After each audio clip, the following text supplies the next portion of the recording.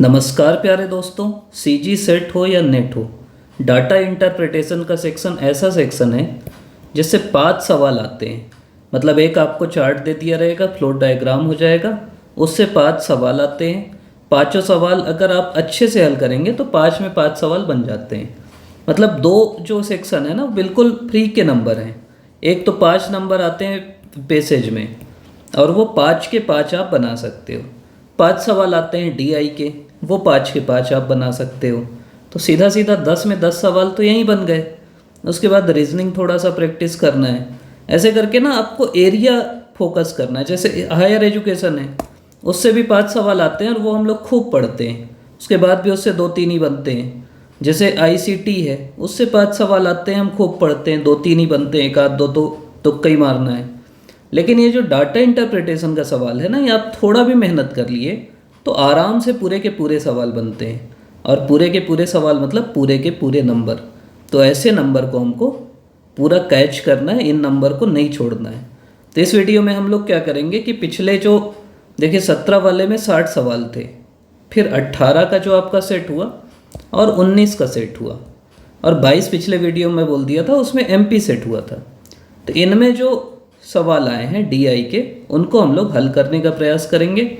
आसान भाषा में करेंगे, आपको ये समझ में आएगा कि कैसे किसी भी सवाल को अप्रोच करते हैं। अब मैं अपना चेहरा हटा देता हूँ जिससे आपको समझने में आसानी हो, आवाज़ बस आएगी। तो आगे बढ़ते हैं। तो ये है सीजी सेट 2018 का प्रश्न, और शुरू होते ही इसमें पहला सवाल ही डाटा इंटरप्रिटेशन का। अब देखिए इसमें क्या करना है अपने को कि निम्न तालिका को ध्यान से पढ़िए और नीचे दिए प्रश्नों का उत्तर दीजिए। पहला काम आपको ये करना है, कई लोग ना सीधा सीधा पढ़ने लगते हैं। आप पहले ध्यान से ये देखिए, जो इंग्लिश वाले इंग्लिश में देखना, हिंदी वाले हिंदी में। यहाँ विषय दिया है और विषय अधिकतम जैसे नॉर्मल अपना गणित है, भौतिक है, रसायन है, जीव विज्ञान है, हिंदी है, अंग्रेजी है, संस्कृत है, पर्यावरण है। सभी 100-100 नंबर के हैं। इधर छात्र हैं, आशा है, सोम है, राघव है, पंकज है, सचिन है, शोभा है। तो समझ गए। जैसे आप हो, एक आशा नाम की बच्ची है, उसका इतना इतना नंबर है कि गणित में 84, भौतिक में 82। ये बेसिक चीज़ है, ये तो आप समझ गए होगे। अब सवाल देख लो पहले, कुछ अपने से मत निकालो, जो सवाल में पूछा है ना वही निकालना है हमको। जैसे रसायन शास्त्र में शोभा द्वारा प्राप्त अंक का, इसी विषय में सचिन द्वारा प्राप्त अंक का प्रतिशत कितना है। अब देखो रसायन शास्त्र में शोभा द्वारा प्राप्त अंक। अब सीधा सीधा हम आ जाएंगे रसायन शास्त्र में, ये है रसायन शास्त्र, इसमें हम आ जाएंगे सीधा शोभा और दूसरा सचिन। ठीक, शोभा द्वारा प्राप्त अंक का इसी विषय में सचिन द्वारा प्राप्त अंक का प्रतिशत कितना है। तो रसायन शास्त्र में शोभा को 86 मिला है और सचिन को कितना मिला है, 72।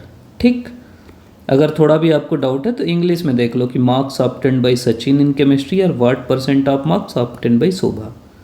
अब प्रतिशत का सीधा सीधा रूल ये होता है कि जैसे मान लीजिए आपको 100 में 80 नंबर मिला, तो ये 80% है, तो कितने में कितना मिला गुणित 100 कर देते हैं, तो 100-100 कट जाता है, ये 80% कहला जाता है। मतलब समझ रहे। जैसे जैसे मान लो आपका सेट का पेपर है, इसमें 100 नंबर का आपका होता है पेपर 1, और टोटल कितने नंबर का होता है, 300 का, गुणित 100, तो 100 शून्य शून्य कट जाएगा, और ये अगर आप करोगे तो 33.3% जो वेटेज है वो पेपर 1 का है। अगर आपको पेपर 2 का निकालना है, जिसका वेटेज निकालना है वो ऊपर रखते हैं, नीचे टोटल रखते हैं और गुणित 100 कर देते हैं। परसेंटेज का रूल है, ये हर जगह यूज़ होगा, ये ध्यान रखना। अब आपको बोल रहा है शोभा द्वारा प्राप्त अंक का सचिन द्वारा प्राप्त अंक का, विषय में सचिन द्वारा प्राप्त अंक का प्रतिशत कितना है। तो अब यहाँ देखो सचिन को कितना है, 72, शोभा को कितना है, 86, गुणित 100 कर दो। अब इसमें तरीका यह है कि आप जो कट सकता है ना उसको काट दो। जैसे 2 से ये कट सकता है ना, 2 3 6, 2 छक्का 12, जैसे आप करते हो वैसे ही मैं कर रहा हूँ, और पहली बार ही कर रहा हूँ। कहीं पे कुछ गलत होगा तो ठीक है देखेंगे। तो अब अपन क्या करेंगे, 3600 और इधर कर देंगे 43। ठीक, अब ये देखो कि 43 दहम तो 430 ही होगा, ये आपको पता है। 430 में 43 और घटाओगे मतलब 9 बार में भी नहीं जाएगा, 8 बार में जा सकता है। तो इधर 8 लिखे, 8 तियाँ 24, 8 चौक 32 और 2 32 2 36, मतलब ये 8 में भी नहीं जाएगा, है ना? नहीं जाएगा। ऐसा नहीं करना है मेरे टाइप। फिर से करो, 8 तियाँ 24, थोड़ा बड़ा बड़ा लिख लेना, 8 चौक 32, 24 में 2 हासिल आई, 8 चौक 32 और 2 34, ठीक। 10 में से 4 गया 6, ये 5 बचा, 5 में से 4 गया 1, 16 आया, 160। अब फिर से भाग दो। आपको पता है 40 43 को ना 40 मान लो तो आराम से हो जाता है। तो 4 चौक 16 होता है, मतलब चौके तो आएगा नहीं 43 का, तो तियाँ कर लो। तो 3 तियाँ 9, 3 चौक 12, 10 में से 9 गया 1, 5 में से 2 गया 3, 31 बचा। फिर एक दशमलव लगा लेंगे। अब 310, मतलब 4 सत्ते 28, 7 हो सकता है। 7 तियाँ 21, 7 चौक 28 और 2 30। तो 83.7 आपको दिख गया ना? तो जनरली एक बार, क्योंकि ये ऑप्शन दे दिया है ना इनमें से कोई नहीं, तो एक बार और कर लेंगे तो 2 आ जाएगा, तो ये कट जाएगा टेप का। तो ये अपने को ध्यान रखना है, ठीक। ऐसे निकालना है आपको प्रतिशत, ये ध्यान रखिएगा। अगर इनमें से कोई नहीं उत्तर नहीं रहता ना, तो अगर आपका बाकी चौथा ऑप्शन मान लो 85 है, तो आपका जैसे ही 83 आ गया ना, तो फिर 72 निकालने की ज़रूरत नहीं है। मैं आपको ये समझा रहा हूँ, सीधा आ जाओ उत्तर में। ये तरीका रहता है। आपको अपना समय भी बचाना है, समय की भी कीमत है। अब है कि सभी विषयों में किसने सर्वाधिक अंक प्राप्त किया, ठीक। अब हम इसका क्या है, सभी विषयों में सर्वाधिक अंक कैसे हम निकाल सकते हैं? सभी विषयों में सर्वाधिक अंक निकाल सकते हैं कि इसका टोटल निकालो, इसका निकालो, इसका निकालो, इसका निकालो, इसका निकालो, इसका निकालो। तो इससे आपको दिख जाएगा कि अच्छा हाँ सबसे ज़्यादा किसका है। इसका एक तरीका और रहता है सरल, देखो, एक तो सीधा सीधा टोटल निकालोगे और सबसे ज़्यादा इसका निकलेगा, शोभा का। जोड़ तो आप वैसे भी सकते हो। एक तरीका रहता है ये जो दहाई के अंक है ना, इन्हीं को पहले जोड़ लो। मतलब अगर बहुत अंतर है तो एक आगे आ जाएगा, जैसे इसका जोड़ोगे 8, और जोड़ो केवल किसका, जैसे इसमें इनमें से कोई नहीं दे दिया है तो सभी का जोड़ना पड़ेगा। अगर इनमें 4 ही ऑप्शन रहता ना, तो 4 में से एक उत्तर रहता है, तो जो 4 ऑप्शन है ना, चारों को अपने को जोड़ लेना है, पूरे नहीं जोड़ना है। जो जैसे इसमें 6 दिए, जोड़ने का तरीका क्या है, जैसे 8 8 16, 7 23, 7 30, 6 36, 6 42, 7 49, 8 8 9 17 57। तो मतलब आप दहाई जोड़ोगे और बहुत अंतर है ना, तो बन जाता है 7 8 15, 15 8 23, 23 8 31, 31 6 37, 37 से 44, 44 6 50, 50 8 58। लेकिन तो कर लेना, मतलब अपने को, मतलब इसमें सीधा सीधा ये है कि जो बेसिक नियम होता है जोड़ने का वो हम कर लेंगे, और देख के भी थोड़ा सा समझ में आ जाता है कि इसका ज़्यादा नंबर है तो जनरली ये आएगी। लेकिन एक नंबर क्लियर जोड़ लेते हैं, उधर पेपर 2 हम भले जल्दी जल्दी बनाएंगे, इसको जोड़ लेंगे। मतलब ये इकाई का जोड़ लो, 8 4 12, 6 18, 7 25, 6 31, तो 1 हासिल आया 3, तो 58 में 3 और जोड़ दोगे तो 61, 611 इसका योग होगा। और इसका अलग योग होगा, जैसे ये सेकंड आ सकता है 8 4 12, 6 18, 4 22, 7 29, 2 31, 4 35, तो ये 5 और 605 होगा इसका। तो सबसे ज़्यादा शोभा का अंक है। आशा ने सभी विषयों में कुल कितने अंक प्राप्त किए? अभी ये भी सीधा सीधा है यार, ये आशा कहाँ, ये आशा है, अभी हम जोड़े ना, टोटल इसका जोड़ लो, कितना आया 605।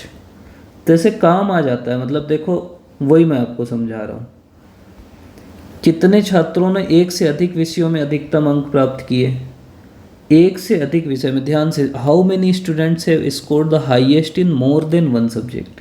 समझ रहे कि कितने बच्चों ने एक से ज़्यादा। अब आपको हाईएस्ट नंबर क्या होता है, जैसे आप खुद पढ़े होगे ना, हाईएस्ट मतलब क्या होता है कि जैसे गणित है, गणित में हाईएस्ट किसका है, सोम का, मतलब ये 1 में हाईएस्ट। भौतिक में हाईएस्ट किसका है, राघव का। 1। रसायन में हाईएस्ट किसका है? 86 शोभा का। उसके बाद जीव विज्ञान में किसका है? देखते जाओ 87 शोभा का, मतलब इसको 2 मिल गया। फिर हिंदी में हाईएस्ट किसका है? 70-80, मतलब इसका। फिर अंग्रेजी में हाईएस्ट किसका है? 86, मतलब इसका। संस्कृत में हाईएस्ट किसका है? 86, मतलब इसका। पर्यावरण में हाईएस्ट किसका? 84, 70, 90, मतलब इसका 2। मतलब अब सवाल देखो, कितने छात्रों ने एक से अधिक विषयों में अधिकतम अंक प्राप्त किए?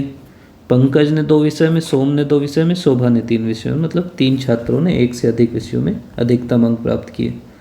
यदि छात्रों के औसत प्राप्तांकों के छात्रों के प्रदर्शन के रूप में लिया जाए तो सबसे अच्छा प्रदर्शन निम्न में से किस विषय का है? अब इसका सीधा सीधा रूल ये होता है, अच्छा प्रदर्शन किससे निकालते हैं? औसत से। और औसत का रूल क्या होता है? आंकड़ों का योग बटे आंकड़ों की संख्या। मतलब मैं आपको ऐसा समझाऊं कि जैसे मान लो आप सामान्य भाषा में, बाकी तो सबको पता ही होगा, जैसे आप आज मान लो 5 रोटी खाए, कल कितनी रोटी खाए थे? 3 रोटी खाए थे, और उससे पिछले परसों कितनी रोटी खाए थे? तो 4 रोटी खाए थे। तो अगर मैं बोलूं कि आप औसत कितनी रोटी खाए, तो हम क्या करेंगे? टोटल रोटी को जोड़ देंगे। हर जगह यही होता है, आप रोटी से बाकी का भी ध्यान रखना। टोटल रोटी को जोड़ देंगे, 5 धन 3 धन 4, मतलब आंकड़ों का योग कितना हो जाएगा? 5 धन 3 8 धन 4 12, बटे आंकड़ों की संख्या, मतलब ये पहली संख्या, दूसरा दिन, तीसरी संख्या, मतलब टोटल 3 संख्या है। 3 एकम 3 चौक 12, तो औसत आ जाएगा 4। समझ रहे हैं? यह औसत होता है। जैसे आपका गणित में 80 नंबर है, विज्ञान में 90 है, और किसी में 100 नंबर है, मान लो हिंदी में। औसत क्या होगा? तीनों को जोड़ दोगे तो 100 धन 90 190 धन 80 270, टोटल संख्या कितनी? 3, तो बटे 3 कर दोगे विषय। 3 × 27, 90 आपका औसत आ जाएगा। तो यदि छात्रों के औसत प्राप्तांकों को छात्रों के प्रदर्शन के रूप में लिया जाए तो सबसे अच्छा प्रदर्शन किस विषय का है पूछ रहा है। मतलब हमको विषय का प्रदर्शन देखना है। अब आप देखो किस विषय का अच्छा प्रदर्शन है। इसमें क्या करना है कि सभी विषय के जो औसत हैं, मतलब सभी इनको जोड़ना है, और उसके बाद फिर 6 संख्या है तो बटे 6 कर देना है। तो मतलब एक तो वो तरीका हो गया। दूसरा तरीका ये हो गया कि आप ऐसे देख के भी समझ सकते हो। जैसे भौतिक है 82 84 90 70 80, ठीक। तो एक मैं आपको शॉर्टकट बताता हूँ, 90 70 और 80, इसका औसत आएगा 80। अब बाकी इधर का औसत निकाल लो आप। तो ऐसे आप ना देख के भी औसत निकाल सकते हो। और दूसरा तरीका सीधा सीधा कि जोड़ लो, बस। जोड़ना किसको, मैं वही समझा रहा था आपको। जैसे यहाँ 4 विषय दिया है ना, तो 4 में ही उत्तर होगा। हम लोग क्या करते हैं, पूरे 6-7 विषय हैं सबको जोड़ते हैं। हम गणित का औसत निकाल लें, भौतिक का देख लें, संस्कृत का देख लें और पर्यावरण का देख लें। मतलब किसका औसत अच्छा है तो किसको किसको देखना है, गणित, भौतिक, पर्यावरण, और एक क्या दिया है ऑप्शन में, संस्कृत। अब इन 4 विषयों का औसत निकालना है। तो देख के भी आप समझ सकते हो कि यार ये 84 86 है, 78 है, लेकिन 68 78 70, मतलब ये तो कम है, 80 से कम 2 ही हैं। पर्यावरण देखोगे तो 84 है, 90 है, 80 है, फिर ये 70 64 70, ये भी कम दिख रहा है। ये इसमें थोड़ा सा ज़्यादा है, 84 90 82, तो या तो औसत इसका ज़्यादा होगा या तो इसका होगा, दोनों को हम जोड़ के निकाल लेंगे तो ये हो जाएगा औसत किसका ज़्यादा है, तो औसत ज़्यादा भौतिक विज्ञान का आएगा। ठीक, यहाँ तक आप लोग समझ गए होंगे। अब अगला हम लोग लेते हैं अगले साल का। अब ये सवाल है, ये 2019 वाला सेट है। ऐसा देख के ना हमको डर लगता है कि यार ये बिल्कुल छाला माला बना दिया है, सही है गलत है क्या है। लेकिन आप ध्यान से सवाल को देखोगे ना तो इसमें दिया है PQRS के हथियारों पर खर्च दिखाया गया है। अब P कौन सा है, देखो बिंदु बिंदु है, मतलब P ये है। ठीक, ऐसे शुरू में समझ लेना है। Q कौन सा है, ये लाइन वाला है। ये कौन है, R है, और ये है S। ठीक, अब आपको ये समझना है कि जैसे ये 2012 है तो P का खर्च कितना है, 10 रुपये। मिलियन डॉलर छोड़ो, 10 20 में बात करो। R का खर्चा कितना है, 20 रुपये। एस का खर्चा कितना है 30 रुपये, क्यू का खर्चा कितना है 40 रुपये। तो एक अच्छा तरीका तो ये होता है कि आप ना सीधा सीधा बना लो कि यार पी क्यू आर एस, इधर 12 लिख लो, 13 14 15 16 17 18, क्योंकि ये श्योर शॉर्ट नंबर है ना। और लिखते जाओ कि पी का 10 हो गया, क्यू का 40 हो गया, आर का 20 हो गया और एस का 30 हो गया। एक तरीका तो ये है, जिनसे नहीं समझ में आता ना वो ऐसा बना लो, इधर या तो 12 13 इधर लिख लो और पी क्यू आर एस इस साइड लिख लो। तो ऐसा ग्राफ बना लोगे ना तो सीधा सीधा दिखेगा कि 10 से, जैसे पी का ही देखो, पी का 10 था, फिर 20 हुआ, फिर 30 हुआ, फिर 30 था, फिर 40 हुआ, 10 20 30 30 फिर 40 16 में, उसके बाद 17 में ये आके गिर गया कहाँ पे 20 और 18 में चल दिया 40, यहाँ 20 और यहाँ 40। तो ऐसा करके आपको दिख गया कि अच्छा पी का ये है। वैसे क्यू का देख लो क्या है, क्यू कैसे था 40 था, 40 40 50 40 40, ये 45 है, 50 भी नहीं है, फिर गिर के आ गया 20, फिर 30 फिर 30 फिर 60। ठीक, ये क्यू का हो गया। तो ये अलग अलग है जो अपने को पता है। अब देखो फिर और थोड़ा सा कॉम्प्लिकेटेड किया सवाल को। यदि यह मान लिया जाता है कि जो देश हथियारों पर अधिक निवेश करता है वो असुरक्षित महसूस करता है, मतलब आप ऐसा समझो कि कोई देश है जो हथियार खरीद रहा है, इसीलिए कर रहा है ना क्योंकि उसको असुरक्षा है, कोई हमला ना कर दे। अब ज़्यादा हथियार खरीदेगा तो उसको विदेशी मुद्रा की कमी होगी, अस्थिरता होगी और पड़ोसी देश के साथ रिश्ते बिगड़ेंगे, आर्थिक प्रगति बाधित होगी। मतलब सीधा सीधा समझो कि हथियार पे अधिक निवेश, मतलब क्योंकि हमको डाटा हथियार के निवेश पे ही है, तो बस यहीं से कनेक्ट करना है।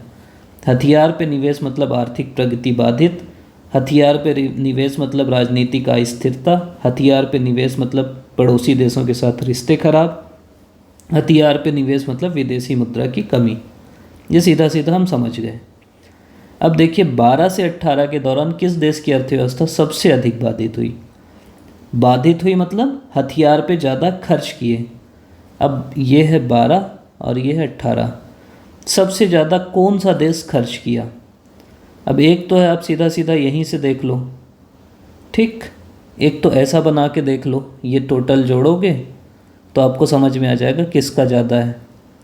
मतलब सीधा सीधा सबका जोड़ लो कि ये जैसे इसका जोड़ेंगे कितना आएगा, 10 + 20 + 30 + 30 + 40 + 20 + 40, 3 3 6 3 9 4 13 2 15 4 19, 190 रुपये ये खर्च किया।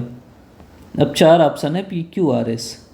अब जैसे अब अपन क्यू का देखते हैं, क्यू कौन सा है आपका, ये लाइन वाला, 40 40 80, ये भी ऊपर ही खींचा होगा, इसको 50 ही मान लो, 80 और मान लो 45 है तो 80 45, 8 4 12, 120, 140, 170, 200 और 260। ठीक, 260 और ये 5 एक्स्ट्रा लिए थे अपन, 265 रुपये ये खर्च कर दिया। फिर आर का देख लो, आर ये लाइन वाला है, 20 50 70 40 110 40 150, फिर 50 200 210 20 230, आर 230 खर्च किया। फिर एस कितना खर्च किया, 30 30 60 10 70 50 120 20 140 180 और 30 फिर 210, तो ये 210 खर्च किया। ठीक, तो सबसे ज़्यादा खर्च कौन किया, ये 265 मतलब क्यू खर्च किया, तो ये उत्तर हो जाएगा। अगला सवाल है कौन सा देश 2012-15 के दौरान सबसे अधिक विदेशी मुद्रा खोया? फिर वहीं से कनेक्ट करो, विदेशी मुद्रा खोया मतलब हथियार पे ज़्यादा खर्च किया। अब 12 से 15 के दौरान देखो, फिर अपन साफ कर लेते हैं इसको। एक तो इसीलिए मैं बताया कि यहाँ पे आप 12 से 15 लिख लिए तो सीधा सीधा ऐसा बना लोगे तो सीधा जोड़ दोगे। दूसरा यहीं से देख लो यार, 12 से 15 देखना है अपने को, पी कितना है, पी खर्च किया 10, 20 30, 30 60 और 90। ठीक। क्यू कितना खर्च किया 40, 80, 80 40 मान लो 120 और ये 140 और 5 एक्स्ट्रा ले लिए यहाँ पे 45। फिर आर कितना खर्च किया, आर खर्च किया 20, 50 70, 40 110, 150, ये 150 खर्च किया। एस कितना खर्च किया 30, 30 60, 10 70, 50 120। तो ये एस खर्च किया। तो सबसे ज़्यादा कौन खर्च किया 150, मतलब आर खर्च किया। सीधा सीधा उत्तर है। कौन सा देश 14 से 17 के दौरान सबसे अधिक राजनीतिक अस्थिरता का सामना, फिर वही बात, राजनीतिक अस्थिरता का सामना कौन करेगा, जो हथियार पे ज़्यादा खर्च करेगा। अब हम देखते हैं कैसे हुआ। 14 से 17 मतलब यहाँ से यहाँ तक। ठीक। फिर से वही देखो, पी का कितना खर्च है, ये है आपका 30, 30 60, 40, 60 40 कितना हो गया 100, 20 120। तो पी का खर्च है, पी का खर्च है 120। क्यू का कितना खर्च है,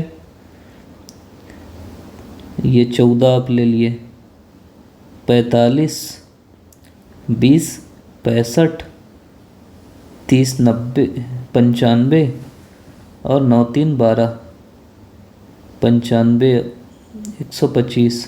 आर का कितना खर्च है, आर का है ये 40, 40 80, 50 130 और 10 140, ये आर का खर्च है। एस का कितना खर्च है 10, 50 60, 20 80 और ये 40 120। सबसे ज़्यादा खर्च किसका है, आर का। तो एक तो ये तरीका है जो मैं आपको समझा रहा हूँ। दूसरा तरीका ये है कि आप सीधा सीधा ना वो कर दो, सीधा सीधा मतलब देख के भी समझ में आ रहा है कि यार आर ज़्यादा खर्च किया होगा ये ग्राफ देख के। अगला तरीका है कि 12-18 के बीच किन वर्ष में सभी 4 देश एक को छोड़कर हथियारों पर खर्च बढ़ाया है, मतलब in which years between 12 and 18 all the 4 countries except 1 have increase their expense on arms. मतलब किस साल एक को छोड़ के बाकी सब अपना खर्च बढ़ाए हैं। और ईयर क्या दिया है 12 से 18। ठीक। अब ये ध्यान से आप देखो, फिर मिटा देते हैं। मतलब इसमें क्या बोल रहा है कि एक ही बस अपना खर्च कम किया है, बाकी सब बढ़ाए हैं। अब 12 में देखो, ये बढ़ाया, ये बढ़ाया, ये तो नहीं बढ़ाया, मतलब 3 बढ़ाए हैं, वो उसको अपने को मानना है। यहाँ भी ये बढ़ाया, ये बढ़ाया, ये नहीं बढ़ाया। अब इस ईयर में देखो, ये बढ़ाया, इसमें भी सब नहीं बढ़े। 15 में देखो, ये बढ़ा है, ये बढ़ा है, ये बढ़ा है और ये कम हुआ, मतलब 15 आपका उत्तर हो गया। 16 में देख लो, ये बढ़ा है, बाकी तो कम हुए हैं। 17 में ये बढ़ा है, ये बढ़ा है, ये बढ़ा है, ये कम हुआ है, मतलब एक दूसरा ऑप्शन है 17। 18 में तो कुछ दिखेगा ही नहीं, तो अपना उत्तर हो जाएगा 2015 एंड 17 में खर्च बढ़ा है। ठीक। तो उत्तर तो 2015 और 17 होगा। अब इसमें वो ऑप्शन नहीं है तो कुछ नहीं बोल सकते, मतलब यह विलोपित हो गया होगा ये सवाल। अगला है, कौन सा देश 15-18 के दौरान सबसे अधिक असुरक्षित महसूस कर रहा था। सवाल विलोपित हो गया है, लेकिन 15-18 के दौरान सबसे अधिक असुरक्षित कौन महसूस करेगा। मतलब यहाँ से अब नापो आप, वही है ना कि सब देश का, जैसे अभी तक हम नापे ना कि 15 से 18 कितना कितना खर्च किए, जो सबसे ज़्यादा खर्च करेगा वो सबसे ज़्यादा असुरक्षित महसूस करेगा। ये इसका तरीका है, ये डाटा इंटरप्रिटेशन का तरीका है। इसीलिए वाला सेक्शन में थोड़ा सा लेट कर रहा था, क्योंकि ना ये वीडियो लंबा हो जाता है। अब ऐसे बहुत सारे बच्चे होंगे जिनको पता होगा तो उनके लिए तो साधारण चीज़ है, जिनको नहीं पता उनके लिए मैं सॉल्व करने की कोशिश किया कि भाई ऐसे आप सोच के ना हल कर सकते हो। आप अभी तक वीडियो देख रहे हैं, इसके लिए आपका बहुत बहुत धन्यवाद। और हम लोग ये सीरीज़ लगातार लाते रहेंगे। जो जिनको पता था उनको कोई दिक्कत नहीं, आगे बाकी चीज़ भी हम लोग पढ़ेंगे, जैसे हायर एजुकेशन हो गया, आईसीटी हो गया, बाकी चीज़ें वो आपके काम आएंगी। आप अभी तक वीडियो देख रहे हैं, हमारे चैनल को इतना सपोर्ट कर रहे हैं, उसके लिए बहुत बहुत धन्यवाद। और जो भी आपके मन में है ना कि इसके बारे में और वीडियो बना दीजिए या ये और थोड़ा सा ज़्यादा पढ़ा दीजिए, ये नहीं समझ में आ रहा है, वो बिल्कुल बताइएगा, उसको हम लोग सॉल्व कराने का प्रयास करेंगे। आपका पुनः बहुत बहुत धन्यवाद।